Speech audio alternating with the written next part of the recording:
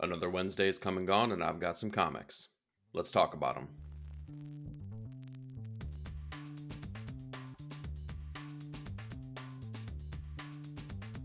Hey, welcome to 9 Panel Grid.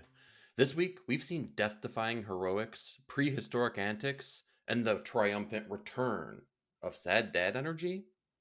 But we're going to kick things off this week with Amazing Spider Man 65 Point Death, written by Derek Landry with artwork by Kev Walker. This was very fitting for a point whatever type of issue, as it really didn't do anything for me. This was more of a Phil Coulson story than a Peter Parker story, but even though it was Peter Parker centric with his role as the champion of Earth and him walking away from those responsibilities, everything I have the same critique basically of this issue that I did from the previous issue of Amazing Spider-Man, which is that it just feels really out of character and really lacks focus and punch of the story that's being told. It's been peaks and valleys so far, but I've really liked a couple of different things that we've gotten with this Joe Kelly-esque storyline here with the 8 deaths. But this definitely did not hit any of those marks. I feel like the story was really outlandish and out of, I don't know, the scope of what I was looking for. The artwork by Kev Walker was very much in the style of Kev Walker, which isn't bad, but not necessarily fitting for an Amazing Spider-Man type of storyline either. So everything just felt kind of, I don't know, out of place, disjointed. Nothing really worked for me here, and overall, it was a very skippable issue. Next up, we have FML number 3, written by Kelly Sue DeConnick with artwork by David Lopez. I'm so glad that someone convinced me to stick around with this series because after issue number 1, I really didn't know what I was getting into, and I felt like it was one of them that was going to be a quick drop. Well, issue 2 hit, and I really enjoyed it. Now issue 3 hit, and I've enjoyed it even more as each and every issue has been delivered through the series. I feel like Kelly Sue DeConnick is having a lot of fun with this series as it kind of ping-pongs back and forth between our teenage characters and the mother character, specifically of one of these teenagers, and there's just like this really great balance of voices and, I don't know, I guess tone that's taken between those two sets of characters as the teenagers feel real and they feel as if it's very natural speaking. Same thing with the adults though. There's very real problems and there's very real things. And the book is really very aware of that as well, because those two sets of characters play off of each other so nicely as well. There's a lot of good banter that goes back and forth that calls out the things that I was just describing. Really nicely done. On top of that, the artwork by David Lopez gets really playful in certain areas. It is definitely leaning more cartoony on a regular basis, but there's moments in there when maybe the teenagers are talking about the mother and it shoots into like this sketchbook, like notepad thing, like where you could see like the kids maybe drawing the characters of their parents as they gripe and moan about them. It's a really great artistic change that happens in those moments, and it feels more enriching. It really draws you into the story depending on which side of the characters you're, I guess, reading about. The other thing is that the storyline itself is leaning more and more into the supernatural as the children are going to a battle of the bands. However, one of them has now become this huge hulking beast, and they're trying to maneuver what is in the story feeling like a very real normal thing that's happened to them as they try to relearn the base, as the mother character now has been basically promoting her graphic novel that she's going to be writing, all the while solving a mystery that had happened in her past as well, where there was a disappearance of a character and possibly a murder. Really fun storyline. I can't recommend this one enough here. Again, it's gotten better and better with each and every issue, and this one really stood out. All right, let's talk G.I. Joe number 2, written by Joshua Williamson with artwork by Tom Riley. The best part about this book is that it feels like it gets the assignment. It is definitely not a weighty, heavy book in the way that maybe even some of the other Energon Universe books have been. This is, I don't know, it gets the assignment. It is very much akin to a cartoon property. While they're dealing with very real, I don't know, circumstances and consequences, it doesn't linger on those moments and it doesn't make the book feel heavy in any of those things. It is move, move, move, get to the next piece, get to the next piece. And that's what makes this fun and exciting.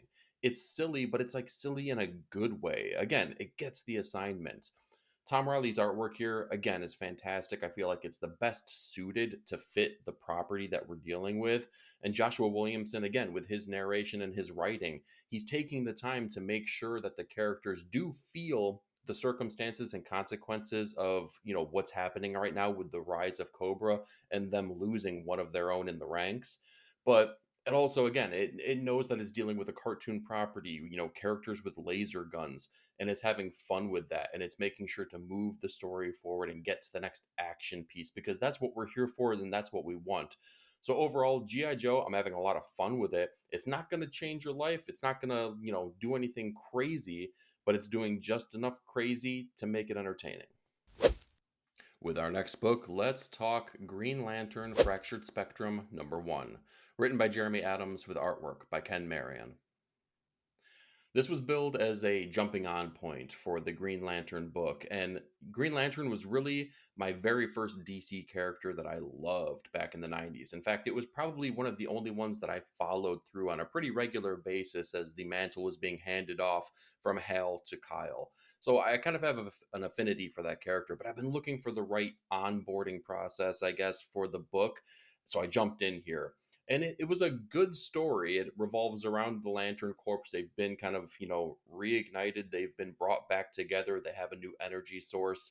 But we're dealing with a new enemy that's coming forward here, which is going to be the Sorrow, which is kind of like not necessarily like the Black Lanterns, but it's almost like devoid of lights. It's an idea that feels very much in the same vein as the Blackest Night or the Black Lantern kind of idea, but just a little bit different. And that little bit different, I don't feel like got its hooks in me. Was this a good jumping on point? Absolutely. It delivers the characters that are going to be working within the book. It's delivering the new landscape that we're going to be working with, but it just did that. The Sorrow just didn't really hook me. It didn't deliver that thing like, here is why I'm here is why I'm going to be following the series moving forward. We got a new villain, but it just didn't feel exciting. The artwork was really sound and really nice, but it also felt very rooted in like what I would consider a DC house style right now, which is very akin to like a Jim Lee style. And I love Jim Lee, don't get me wrong, but also the year right now is 2025, and I'm not looking for a style that was really honed and crafted in the 90s. That's not what I'm looking for in my comics, and this felt very much a 90s book because of that artistic style. So overall, it didn't blow me away. I'm not sure if this is going to be the best jumping on point for me that I thought it was going to be, but maybe I gotta get on the series proper and see where it goes from here. Next up, let's talk Immortal Thor #19, written by Al Ewing with a variety of different artists. So, this was a really interesting book that's been released from Immortal Thor. And I don't know if that's a good thing or a bad thing. Recently, they've kind of felt like gotten this book back on tracks as it's become more in line with what we were first delivered, which was the Norse gods, or the gods amongst Asgard, going against the higher gods, who are the gods of the gods. And we've gotten back towards that. But this issue was really like a celebration of everyone in I guess Thor's circle, right? We spend a lot of time with Sif, we deal with Odin, we deal with Thor's now maybe son, not son, possible son. But we deal with all of these ancillary characters, and we get to spend a little bit of time with them. But in doing so, I feel like the pace of the overall overarching story gets really thrown off a little bit, and the pace of the issue also gets thrown off a little bit.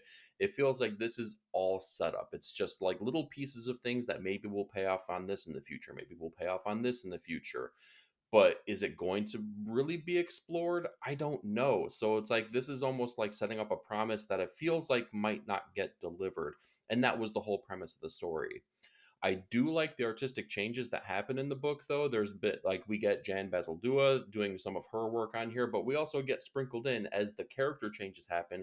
A new artist comes on to kind of show their artistic interpretation of that little piece of the story that's coming down the pipeline. So overall, it was a cool thing. I think it was a really nice exploration. If we would have gotten this issue 10 issues back within the series, I think maybe it would have been more effective. But right here and right now, we're 19 issues in. I wanted more from something like this to kind of keep me hooked. All right, next issue up is going to be Laura Kinney Wolverine number 2, written by Erica Schultz with artwork by Giadatta Bellavisio. This did a lot more for me than the first issue of this series, as I feel like the first issue was really trying to make sure it was cemented its place as like, hey, this is an X-Men book within the X-Men universe, within this new post-Krakoa X-Men line. And I think it got really heavy-handed with trying to do that as they brought in all of the NYX characters, considering that Laura Kinney is now part of that book as well. But then it just kind of felt like it didn't stand on its own two legs as well. This one did a much better job of delivering the story that was really more Laura centric. But in doing so, it also kind of made me long for the days of Krakoa when we had that old woman Laura character who had been in the vault with Sync for decades and decades and decades and had grown and matured. This Laura feels like, I don't know, it feels like there's something missing here. It feels like they're way more naive than they had been in the past, and that, this, decades long history in real time of her comic book journey, it almost feels like a lot of it's being swept under the rug here and not showing any character growth. We're getting a character that feels younger than she should. It's a fun story. This revolves all around basically Laura teaming up with Elektra as Daredevil to, basically secure a child who is going to be used by an organization to use his mutant power to cause an explosion at a protest. Really fun premise, really fun setup, nothing crazy, very comic booky. But again, it just feels like there's a lot of naivety with the character work here. I do feel like Erica Schultz does have a great voice for Elektra as Daredevil. But outside of that, this was more fun than it was enlightening or, world breaking. It got the assignment and it did what it was supposed to do. So overall, better than issue one. And I don't know, I guess maybe it's doing enough to keep me on the path here to keep reading it. Next up, let's talk Minor Arcana number 5, written and drawn by Jeff Lemire. So this puts a cap on the very first story arc that we're being delivered for this new series, and I think it did a pretty good job. We're seeing as we kind of look into the past of the city that our main character resides in, and we look into the past of her father, in fact, and some of the choices that he makes, and some of like we're getting into his head, right? And if you know Jeff Lemire, and if you know Jeff Lemire's particularly his indie work, he brings that sad dad energy like no one else. This definitely fits within the vibe and tone and feel of all of that, because you see a man that's like downtrodden, right? He's I don't know, caught up in the minutia of the day-to-day life, and nothing is necessarily bad, but nothing is necessarily fulfilling. And what that means is that he starts making choices that lead to consequences based on the way he's feeling about his day in and day out. It starts to tie in a little bit for the magical aspects of this book here, and you can see how this is now tying into what the daughter has been going through in the real time, right, in the present day as opposed to the past. And you start to see maybe it's not just the mother and her abilities that have been handed down to the daughter. Maybe also the father had something going on here as well that's been handed down. So it's really cool to see the familial aspect of this and how the past is very clearly coloring the present and how things are moving forward. I'm really enjoying this book. I do think that it is a slow burn, as I feel like a lot of Jeff Lemire books are, but I do feel like we're getting a piece of something every single issue that makes it enticing and worthwhile to come back. So overall, Minor Arcana definitely did it for me. All right, next up is The Moon is Following Us, number 5, written by Daniel Warren Johnson with artwork by Riley Rossmo. This is the first time I can really say this, but I feel like this issue didn't hit with me. And I'm really trying to ruminate and try to figure out what that means. Is it because the heights were so high in every other issue? Or is it because this one really didn't do it for me like the way I'm feeling right now? This issue was all about basically the rescue attempts for the daughter, as most issues have been, right? But this was very focused and very clean about, this was the attack. This was the way that they were going to get the daughter back. And there's a lot of consequences that come into play with this, but I feel like the story was sound, but I feel like it was a little bit disjointed. There were parts that where the story just like takes a quick sharp turn and then takes another quick sharp turn back that feel like it really pulls you out a little bit. It feels like it's a little bit disjointed and gives you whiplash. Now sometimes that's okay, right? Especially with like a big action piece. You kind of want that jerking back and forth because anything can happen at a moment's notice. But I feel like Riley is the one that was really letting this issue down, as I feel like the artistic choices didn't really didn't really visually tell the story beats that were trying to be told in the narrative itself.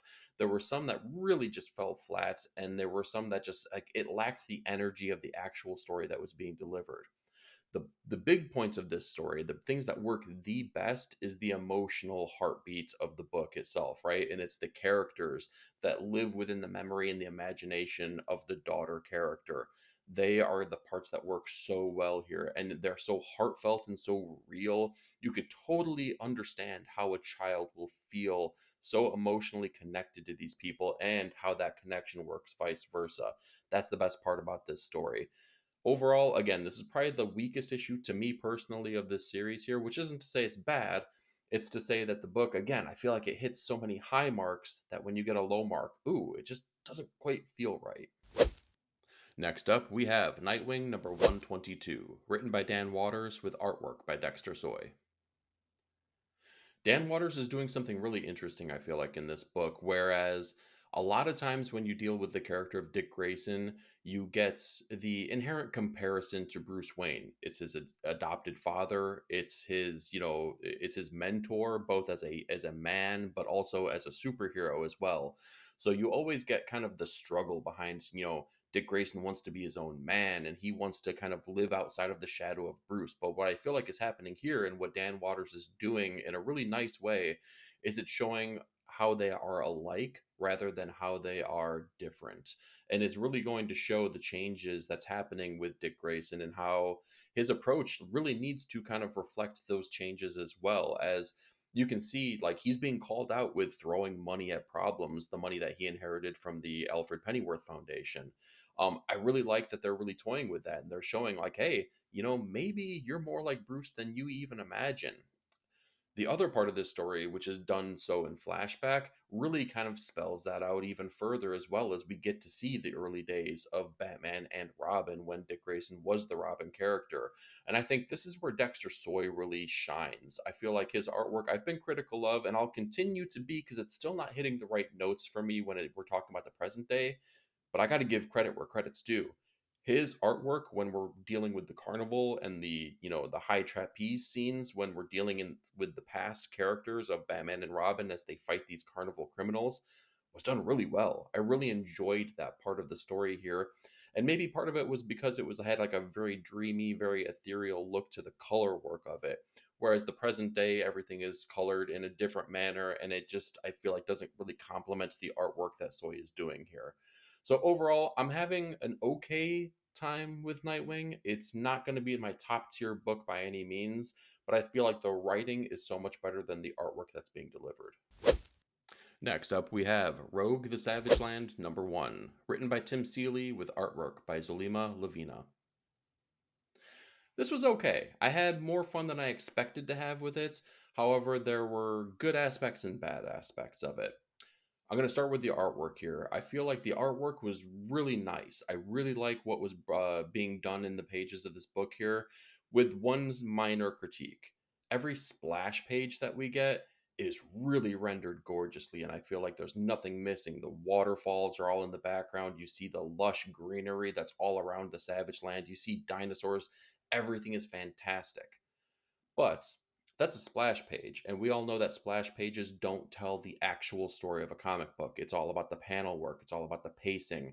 And I feel like that's where it falls off the rails a little bit, as the artistic choices that are made here get a little bit, I don't know, off. Like I was saying, you get all the details with the splash pages, but when you get the individual panels here, which sometimes, I mean, we're not talking about small panels, we're talking about pretty large widescreen type panels, you get absolutely zero background. And it's very clear to me it's not an artistic choice that's being made here.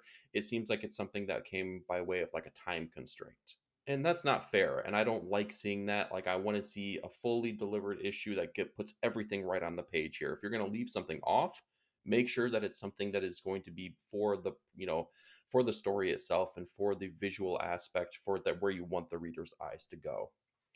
The story itself, again, takes place way back in the late 80s, early 90s of the real timeline of the Marvel Universe, where we're, at a time where Rogue is stranded within the Savage Land, and Magneto has basically put himself into self-isolation, moving completely away from all of life, basically, as he just does not want to make any kind of choices whatsoever. He doesn't want to be part of the consequence of anything that's happening for humanity or mutants altogether. So you can see how they team up and they start to kind of go on this adventure, first and foremost, to save Kazar.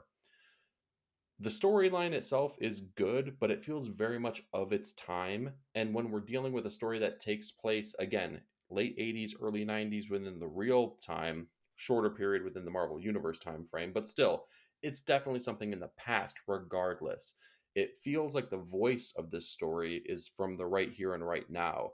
But the story takes place at an older time here where I don't feel like those two things, I don't know, match up. They don't align necessarily, which is a very small critique, but it's a critique nonetheless. So overall, this is going to be a good issue, not a great issue, but if you're just in for a good time, if you're just looking for like a romp of a comic book, pick this up. You're not going to be disappointed. All right, let's talk Skin Police number 4, written by Jordan Thomas with artwork by Daniel Geets. So this is the culmination of the first arc of this new series that we've gotten, and we get some pretty big revelations here. I was originally under the impression that this was only going to be a 4-issue series, period. So I'm really happy to see that we end off with a cliffhanger here, and it's already been announced that a volume 2 will be coming down the pipeline later on.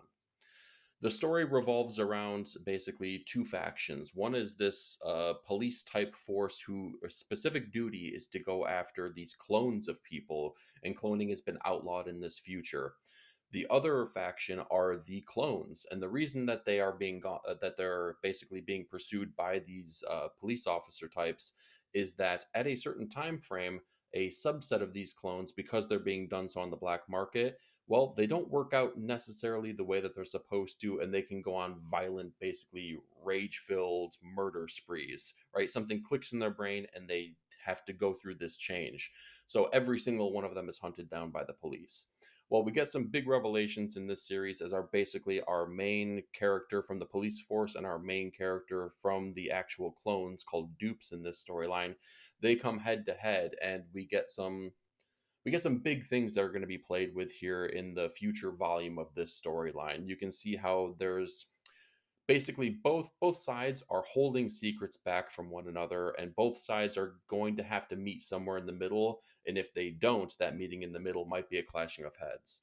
I'm kind of excited about this. The artistic choices here are very European, for lack of a better term. You see flavors of like a Travis Charest in here. You see a little bits of Mobius. I really like the artistic quality that Daniel brings to this book.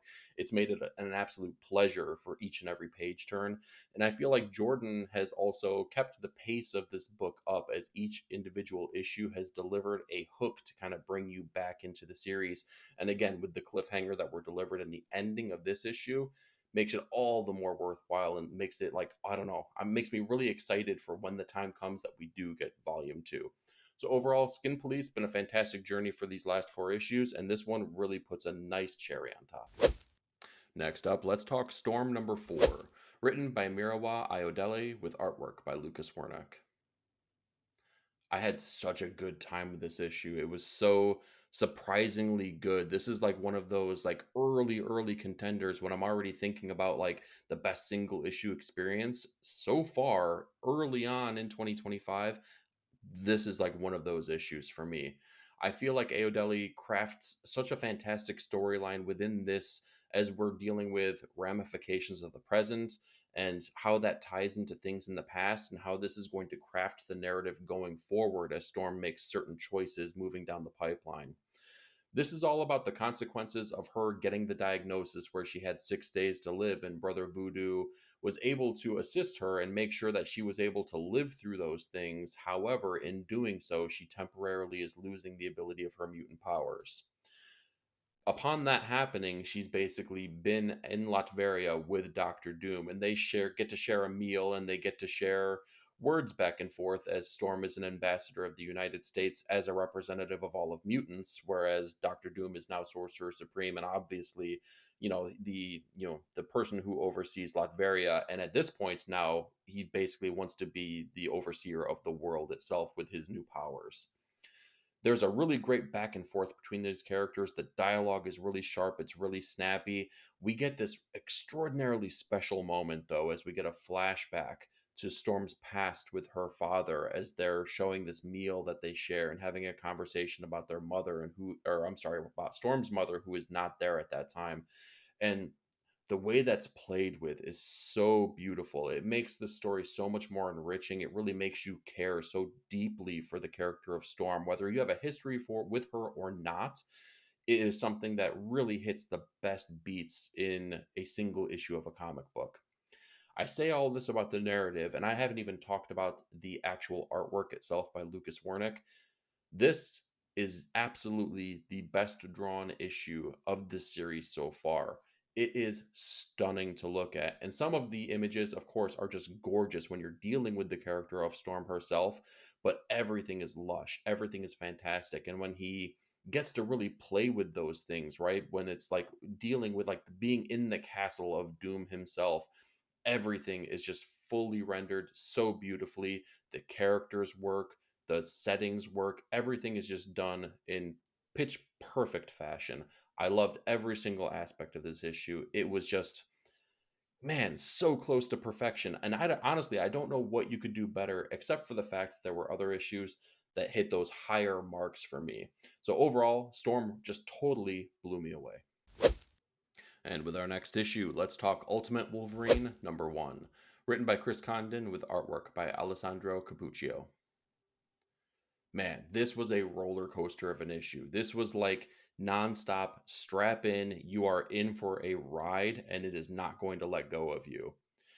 We get a lot of exposition, but it's done so in like really quick, snappy fashion as we see Logan in the present day as he's going out on this mission, and he's very clearly under the control of the Russian oligarch here as part of this new Ultimate Universe. And you see that he goes on his mission, which is very clearly to take down the people who he was previously teamed up with, primarily being Mystique and Nightcrawler. There's a lot of things that we're dealing with here within the Ultimate Universe as we see that this new version of Logan is very much in the same vein of his time in the 616 universe when he was part of the Weapon X program, where he was nothing more than the mind controlled animal. We're dealing with that same aspect right here and right now. Slightly different circumstances, though. The artwork here is totally energetic. It is like absolutely always moving, go go go go go. You see it from the very onset of this issue as Logan jumps out of a plane to get to the place where he needs to go and immediately starts tearing down every single one of the soldiers.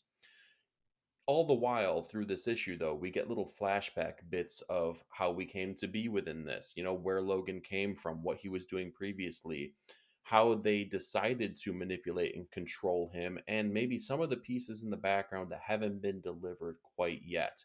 It was like they were giving you small little hooks of what we're going to want from this story with every single page turn. They didn't even wait until the very end, which still we get more and more hooks going through this, but every single moment is like a moment of intrigue and heartbreak and sorrow and sadness, but also action and excitement.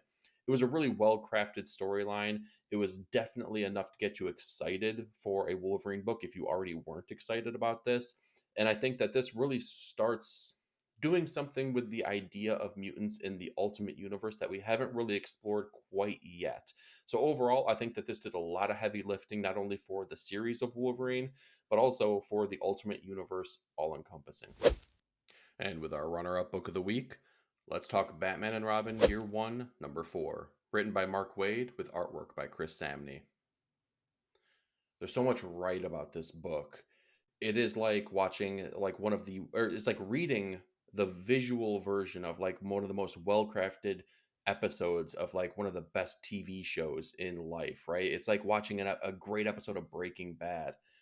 Everything works out perfect, and you're not just working with the characters of Batman and Robin, you're working with all these different factions of characters.